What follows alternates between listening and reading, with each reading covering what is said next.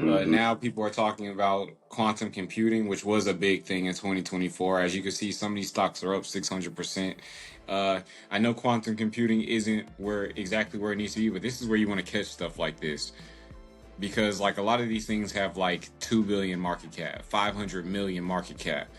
If these companies become something big and they grow to like a trillion, just think about the how many times that multiplies your investment. So now's the time to have those leap options. Now's the time to have um those shares of these companies. Like how we caught Sound. We caught Sound at like $6 and now it's at 20.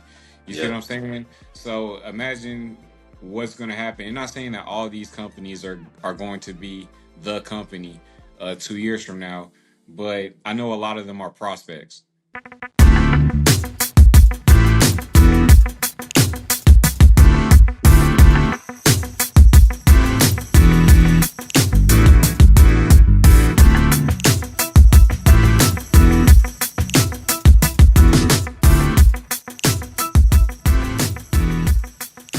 Welcome to the last episode of 2024 of the Investors Playbook show.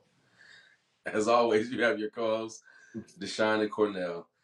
And what better way to end the year than to take a look back at all the things that we've done as a company, that the stock market has done, that the world of finances have done, that just the major events, all the things that has happened this year. So in this episode, we're going to do a rewind, taking it all the way back to January and just stepping through the months.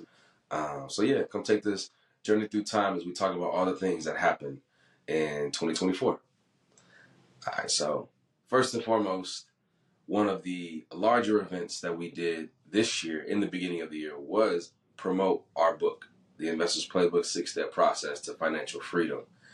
We actually went to a book fair in Atlanta, Georgia, and that was our first book fair that we attended. And I think it did very well.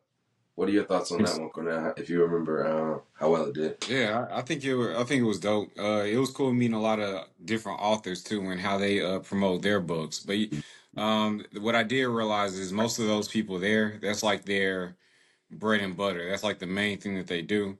So they went to a lot of book events, and they also had vendors where they were, just kind of like displaying their book and literally doing book signings. Mm-hmm. I think that there was definitely beneficial advice that we could get from them, but also kind of had to remind myself that that's not the main thing that we're trying to do. Even though this is it is something that we made that's beneficial for the people that would like to read it. Yeah. No, for sure, man. I think I'm going to echo what you said. One of the best parts of that book fair was, of course, meeting the people that came up to the booth and having conversations with them and really being able to show them how easy it is to invest.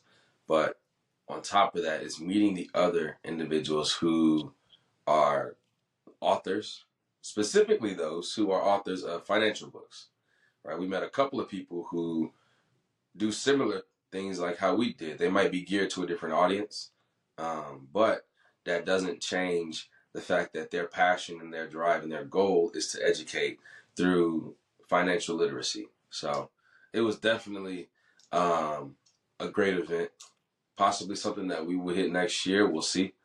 Because I would always, it's always good to come home. You know what I mean? And any reason to do that, I'm for it. So it was also just a cool vacation, um, and get back to Atlanta, seeing my folks and whatnot.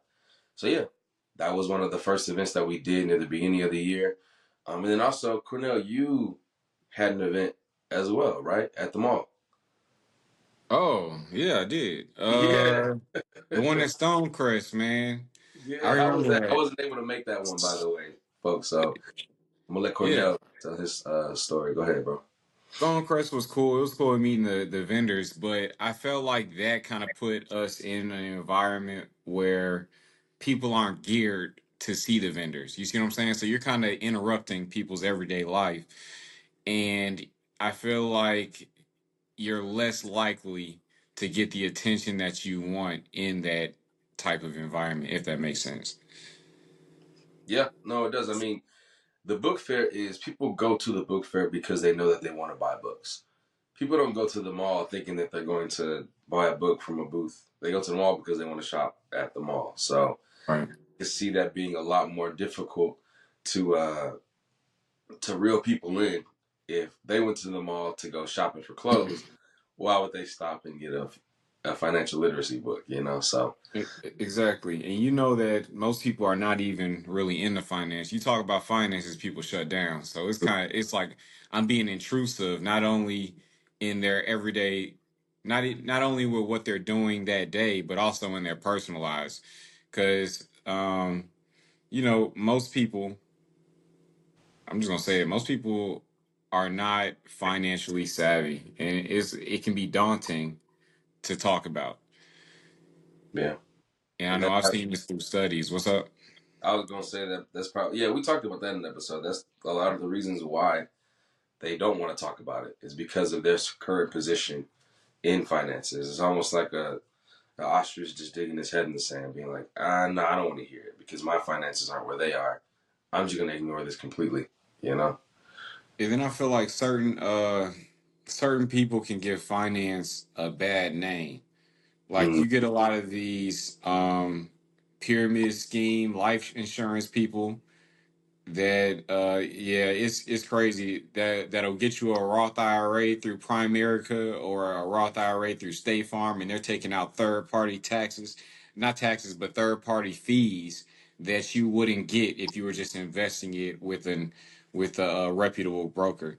So I don't know, like there's a lot of scammy people out here, and I can see why people are reluctant to get real information even when it's right in their face. They don't know what's real and what's not. yeah. Yep. That's real, man. So yeah, that is another event that happened with Investors Playbook this year. Um, I think the other major event was InvestFest. That's fast. We did InvestFest in August, and that was great. Like we had a good time there. We had great engagement. We had a lot of people who wanted to purchase the physical copy, and there was also a lot of lessons learned. Right, like what we Yes. plan on next year, which we will be attending InvestFest in 25 as well. But it was just a really good experience because it goes beyond just the book at that point, right? We're talking to people about what we do at Investors Playbook, who we are, how we help individuals. So yeah, it was just a really amazing event. And there you got like 100 times the vendors, and they were all talking about finances in some way, investing in some way. So that's similar to the book fair, meeting the other vendors there. But at InvestFest, you're meeting vendors who aren't just selling books, but they're talking about investing in the most unique ways ever. So that was also a very good learning experience. And it wasn't just a day, it was a 3 day event. So set up the booth. Every day we come back and we got to come with new information. We have to keep the energy up. It was good, man. It was I think awesome. What about you, bro? I think that was by far my favorite event that we've done. Period. Yeah, I like a lot more of that. I definitely think that it informed us for the next time. Um, I love meeting the people around the event. I think it'll be cool to see them next year. It seemed like everybody there is progressive, and I think that's the biggest thing. And that's what I love meeting vendors. Why I love meeting vendors because it seems the the growth the mindset that everybody has. Everyone's trying to build their brand, build their business, uh, get more get more customers, or just push whatever idea they have into the world. So I really love that event. I'm glad that we were able to secure our table for next year, no matter where it is, because I know that they kind of didn't know where it was supposed to be in 2025, but I'm sure we'll figure it out. But yeah, it was definitely by far the best event that I've been to. 100%, bro. Yeah, it was awesome. Yeah. So outside of that, I think those are the major events that we hit like as far as in person. But we've been doing this podcast for over a year now. I feel like that already is a milestone in itself. We hit a year, I think, back in October, maybe or November. I'm not sure. Yeah. Um, so that I think is a huge kudos to the consistency that we got going on. Every Wednesday we drop an episode, um, and a year is just one of those milestone numbers, right? Not skipping a beat. So that is something that happened this year. Um, but yeah, outside of that, man, the market has been doing some crazy things too. The Yes. market, the U.S., we got Bitcoin hitting 100,000. More recently, we have Donald Trump as our new president elect, getting inaugurated in January of 2025. And I mean, the list goes on and on, man. What are some specific stock topics that you think we are like pivotal for 2024, Cornell? Uh, AI. AI has been a big thing. It's been huge. You already mentioned Bitcoin. Mm-hmm. Now people are talking about quantum computing, which was a big thing in 2024. As you can see, some of these stocks are up 600%. I know quantum computing isn't exactly where it needs to be, but this is where you want to catch stuff like this because like a lot of these things have like 2 billion market cap, 500 million market cap. If these companies become something big and they grow to like a trillion, just think about the how many times that multiplies your investment. So now's the time to have those leap options. Now's the time to have um those shares of these companies, like how we caught Sound. We caught Sound at like $6 and now it's at 20. You see what Yeah. I'm saying? So imagine what's going to happen. And not saying that all these companies are going to be the company 2 years from now, but I know a lot of them are prospects, and For, that's kind of how it works with these penny stocks. But of course, you want to have your foundation with like your blue chip stocks like your Microsoft, your Amazon, your Nvidia, stuff like that. But you also want to have those dark horses that may land you a big return. So mm-hmm. yeah, I think those same stocks are going to carry through to 2025. I don't. I'm not sure if there will be. I know nuclear energy was big this year also. So yeah, I think it's going to be a even bigger year than what it was this year.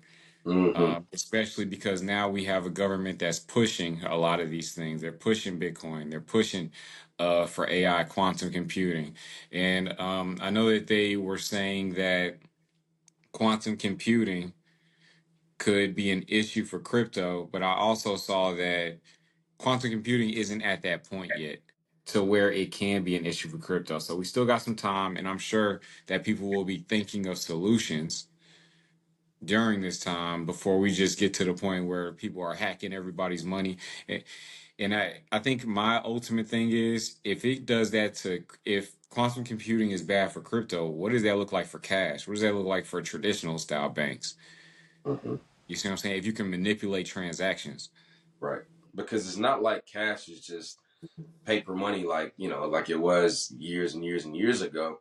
It's all digital now. It's all Digital. digital.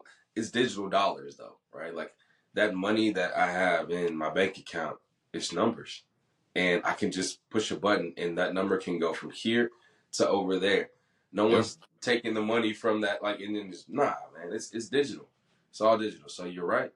People don't think about that. They think cash is they always say, make sure you hold some cash on you. But your cash is held in a bank that is showing you a digital number. And just like they're talking quantum computing can potentially be like man in the middle when it comes to those type of transactions. The same thing can happen, and not just banks, but Cash App, PayPal, like all the applications that you use to transfer apps. That's why they give you all these warnings as soon as you hit transfer. Like, are you sure? Do you know who this person is? Did you type the name correctly? Once your money is gone, you can't get it back. We're not insuring the money that you're sending. Once it's gone, it's gone. So you got to make sure that no one is, scamming you when it comes to those type of transactions too, because money can transfer very easily, very quickly now, including dollars. So You're right, Yeah. bro. You're When right it, about when that. it, when it comes to those cash people, I always look at those people as like the people that like the woman that we met at InvestFest that is like buy gold because you can touch it. You see what I'm saying? Like Yeah, I actually meet a few people like that they can't grasp the idea of things uh being valuable when they're digital. You yeah. see what I'm saying? And I get the mindset. I do feel like we need to evolve that mindset a little bit because with technology becoming more and more advanced, like we have no choice but to get more and more digital. You see what I'm saying? Like with AI, quantum computing, like our digital lives are going to look a lot more different Mm-hmm. in the future. Because I'm pretty sure at some point we're not going to need like a physical. And I'm just talking like I don't see us needing to physically go to the voting polls for the rest of our lives. I think that's crazy now. We can do anything else over the internet, but we have to go into these polls to vote. I think they do that for manipulation. Like if you're doing it at home, you can. There's a higher chance you can manipulate voting if you don't have a designated spot. That's like similar to why your ID can't just be on your phone because they don't want people to create duplicates or for people to spoof things like identification, things like passports, or things like one-time voting. Because if you can figure out a way around voting at home and then pretending to be someone else and voting at home again, it's like, But I don't know. That's But you is the reason you why. have these apps that verify your face to use for the simplest things, but we can't do that for voting. I think the simplest things are okay because the simplest things aren't as important as voting. No, I'm just saying like there are ways to I'm just saying there are ways to verify that you're actually that person. Mm. You see what I'm saying? Like even things with like starting up a trade account, stuff like that, verifying your identity. Yeah, I but people just out here got like I got just those think got those scam trade accounts is what I'm saying. You feel me? Like the system can verify your identity only as far as what you give it. I can put anyone's social security number in, and now my identity is verified. It doesn't know that it's actually me. You know what I mean? Or no, that I'm not but actually a person. but what if it has to scan your face and stuff like that? You see what I'm saying? Yeah, And yeah, that's actually a thing for a lot of websites. right. So That's that's all I'm saying. But like I get it. They would rather you physically be there just to completely avoid it. But at what point are we gonna stop that? yeah. I feel like there would be a lot less voter manipulation than there is today Hmm. I if think the closest we thing we went got to digital. that though is you could do the mail-in ballot. You don't got to go into the polls. You could, and everybody gets one of those, right? Yeah. Yeah. So you fill that out, and then you put it. I think people still just have that. As it might just be a nostalgic thing too, bro. Because you don't have to go to the polls. You could just sign the mail-in ballot, and send it in, and be done with it. And you could do it like weeks before the actual election too. You Yeah. know? Have you ever done that? Yeah, I've done it before. I've never done it. Yeah, I've done it before. I This year I went into the polls, but I went and did early voting, so I voted the day before.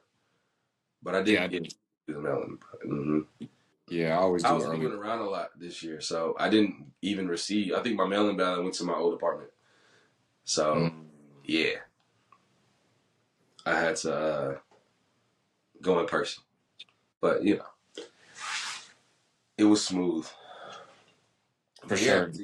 to your point, man, a lot has happened this year, and I think we're gearing up for a very exciting 2025 with a with red across the board. We got Republicans running the House. We got Republicans.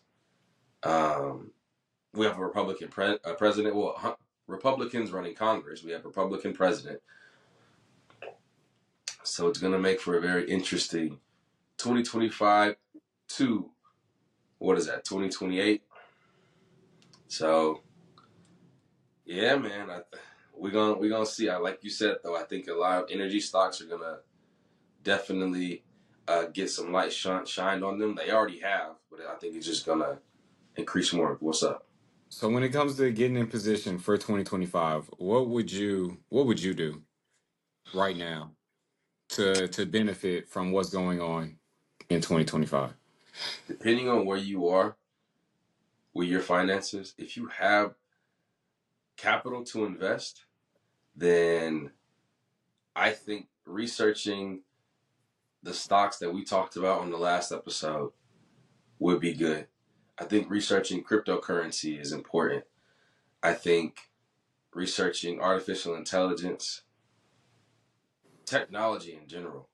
I'm trying to imagine when technology will like slow down. When will that happen, right? Like, will it be replaced by another sector? And I feel like in the next like decade, I just feel like it's gonna keep becoming more and more important. I, You know I what I don't mean? think technology could ever, because every other sector needs technology. That's what I'm saying. It's like Yeah, it's yeah, impossible. yeah, yeah. I don't think it would ever slow down. So Yeah, look into if you want to diversify and you want to like play the more safe route. Look into ETFs. Look into the Nasdaq. See what that tech ETF is talking about.